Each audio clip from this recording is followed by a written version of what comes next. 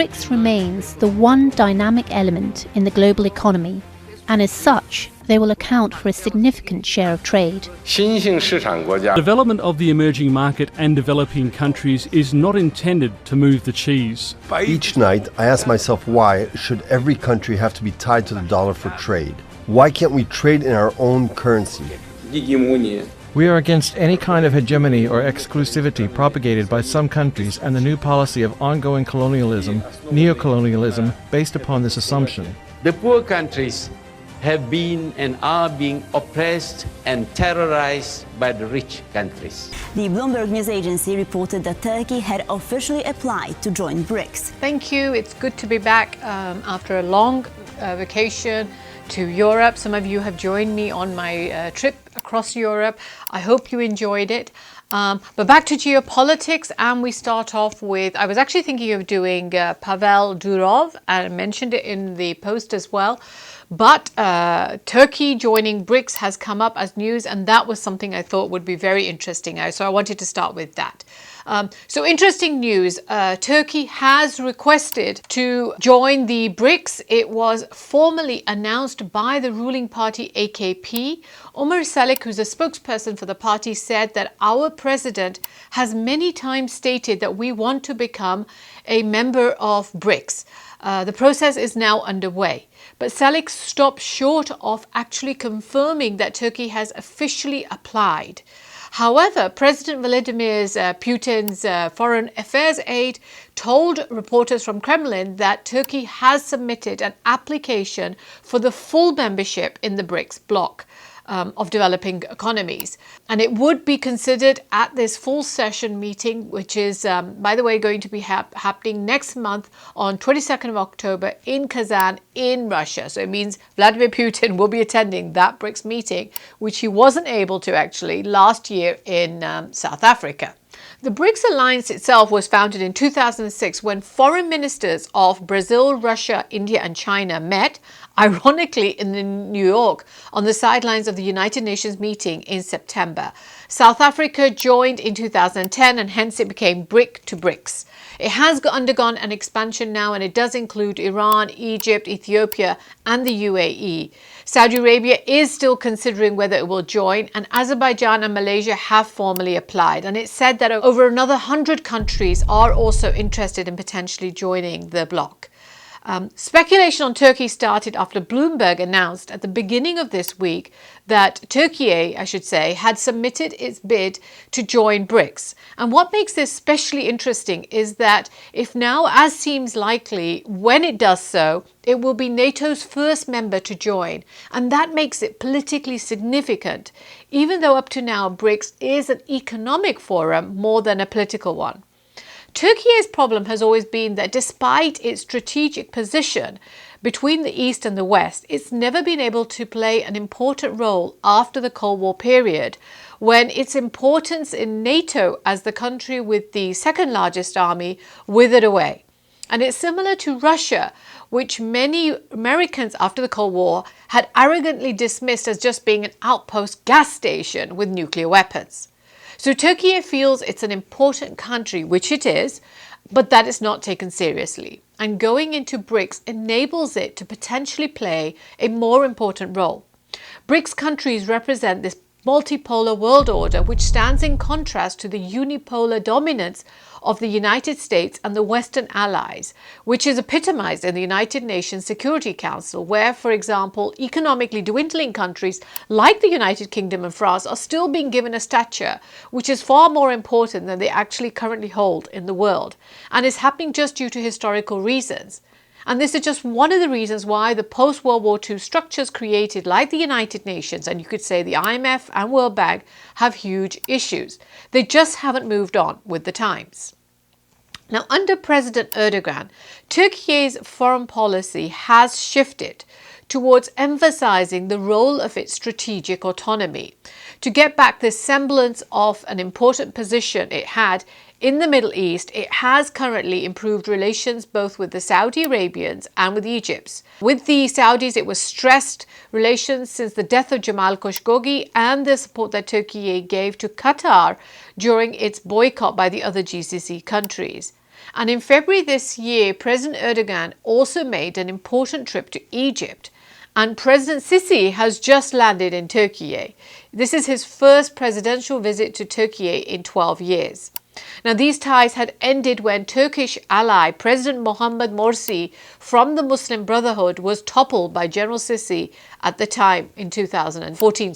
Turkey has moved towards balancing its strategic policy now between the West and Russia and China, trying to carve a more independent foreign policy to enhance its global influence. And joining BRICS is basically a continuation of this. Turkey, despite being a NATO member, maintained relations with Russia even after the Western states imposed sanctions on it following the 2022 invasion of Ukraine. I was clear on that too. We appreciate the clear position adopted by Turkey.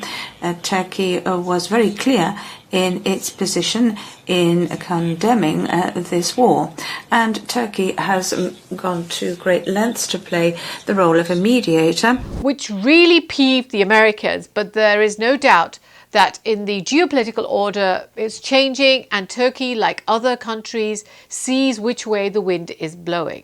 Turkey's potential entry into BRICS is not seen as an either-or situation by the Turkish political class.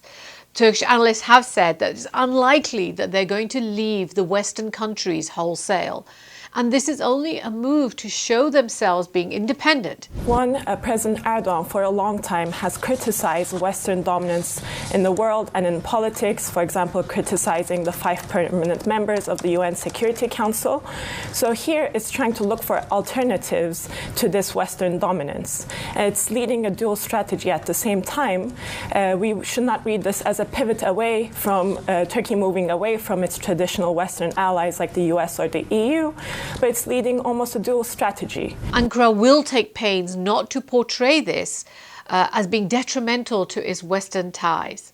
The question, however, remains whether you could actually do both at the same time, given the current scenario that's happening in the world, where China and Russia have become bogeys, especially for the Western countries. Turkey is also very upset with the EU and how they've been treated by them. Turkey has for decades longed to join EU and signed its association agreement with the European Community in 1963. It requested full membership by 1987. And official EU memberships were finally launched in 2005. But since then, they've stalled, whereas other countries who applied well after Turkey have joined and become full members. I did do a detailed video on Turkey joining BRICS earlier this year and its relations with the EU. Please do take a look at it, and I will add a link in the description as well. Now, coming to the United States, Turkey's relationships with the US have also been under huge pressure since 2016, when President Erdogan fell out with the US with what the AKP describes as an attempted coup attempt by Fethullah Gulen, who is based in the United States. Turkey asked for his extradition and the closure of his schools in the United States, and asked for the group also to be declared a terrorist group. But the US did not entertain these requests and just poo-pahhed over them, not making Turkey feel very good. Later in 2019, Turkey also entered a spat with the United States over its purchase to buy the Russian-made S-400 air defense system, which saw the country then being removed from the F-35 fighter jet program. And the countries also saw a downgrade in relations over what the US believed were Turkey's actions in Syria against the American-backed Kurdish fighters. These are the fighters which Turkey considers as dangerous, potential separatists as well. At one point, President Trump at that time threatened to destroy Turkey's economy. Trump said he was fully prepared to swiftly destroy Turkey's economy if Turkish leaders continued down this dangerous and destructive path. If Turkey does anything out of what they should be doing, we will hit them so hard on the economy. I have told Turkey that if they do anything outside of what we would think is humane, to use the word a second time, we talk about Hong Kong, we talk about this, they could suffer the wrath of an extremely decimated economy. And recently, President Erdogan cancelled his visit to the US in May this year, and it's speculated that it was done over differences in the Middle Eastern policy that the United States had adopted in light of the Israel-Gaza crisis. So foreign policy aside, though, BRICS also allows new markets for Turkey, who is in dire economic straits and has been for several years and needs to improve its economy. It sees this as an opportunity to connect with other BRICS countries on new projects, especially those launched by the BRICS New Development Bank, which has just recently given South Africa $1 billion for water projects. The BRICS nations account for over 40% of the world's population and a combined GDP of approximately 26 trillion, which surpasses the G7 in purchasing power parity. Economically and demographically, BRICS is a heavyweight. Talking numbers, BRICS versus G7, well, the G7 has a higher GDP technically, but the BRICS has something even more powerful: people. With over 3.4 billion people, BRICS represents nearly half of the world's population, around 42%. And while G7 economies are well established, BRICS is where the growth is happening. 29% of global GDP as compared to the G7's 43%. However, on a PPP basis, they're bigger than the 36% compared to the G7's 30%. China and India alone are economic powerhouses, growing at rates that G7 countries can only dream of. As BRICS continues to rise, the global economic balance is shifting dramatically. Their economic growth and increasing share of the global trade challenges the dominance of the Western economies. Turkey, like any sensible country looking out for itself, sees it as joining a club that is on its way up and whose future looks bright. I hope you will join this channel and subscribe. Please do share the video as well, and I look forward to hearing your comments.